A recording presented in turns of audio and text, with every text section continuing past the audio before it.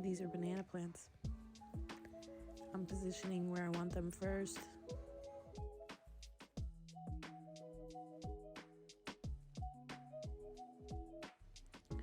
We purchased this property from our neighbors last year in September. And these are the first plants I'm officially putting in that are going to be long-term. I'm putting them near the old septic tank where the neighbors used to have a trailer.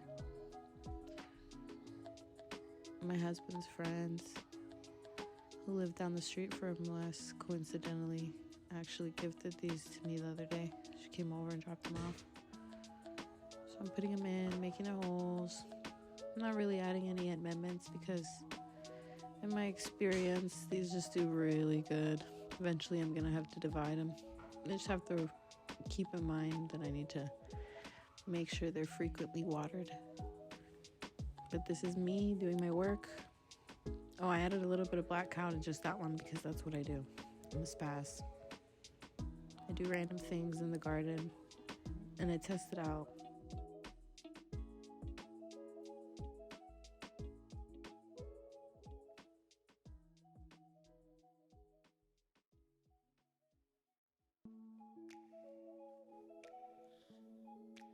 Gardening is so therapeutic to me. I decided to do this when I was upset, just to take my mind off of things, and it always works. You know, I don't know, something about laboring and putting your thoughts into the dirt, into something that's going to be long lasting. It's just so beneficial mentally. Here I water my plants in. There's always birds flying. It's so nice.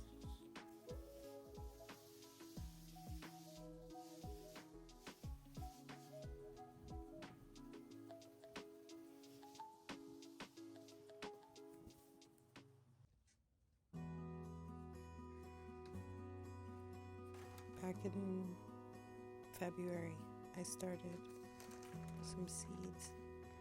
Eucalyptus, yarrow, dianthus,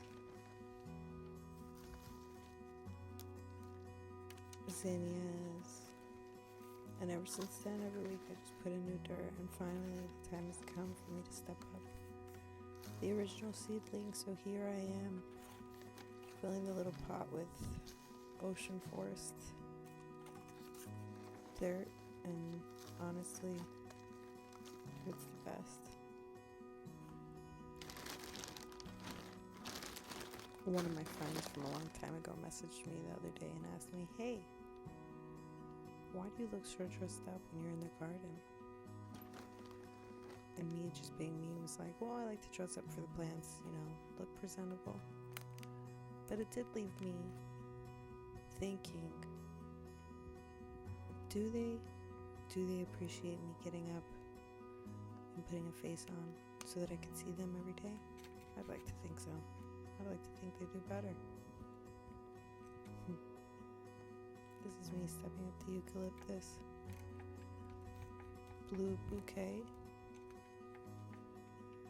Supposedly they don't like their roots disturbed, but I'm sure they'd rather have their roots disturbed in some nutritious soil than the growing medium I started them in. I also didn't know that I had to pinch them off, so I will be pinching them. This promotes growth and makes them fuller and stronger as they get older. This greenhouse you see behind me was moved over here to this location by my neighbor in the 90s, if I'm not mistaken. It's huge, but it's gas powered and it needs to be converted. So here I am doing the only thing that I can do in this moment, which is just have patience and start small. They say gardening is the slowest moving of the performing arts because it's done with live plants. I know what I see in my brain will eventually translate into what I physically see with my eyes, but the vision I have to have in order to keep going is what matters.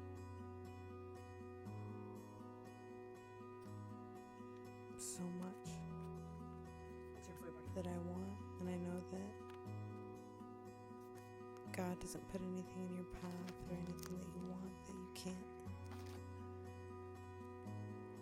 immediately put into your vortex. So the fact that I'm thinking about it only confirms the fact that it's gonna happen. It's just being in the state of receiving and allowing, and that's just focusing on good every day, just a little bit at a time. There's nothing we can do about it except for just get up and at 'em. I plan on making more content as the days go by and as the year goes by, document my journey on this flower farm journey that I'm started. It's amazing to see how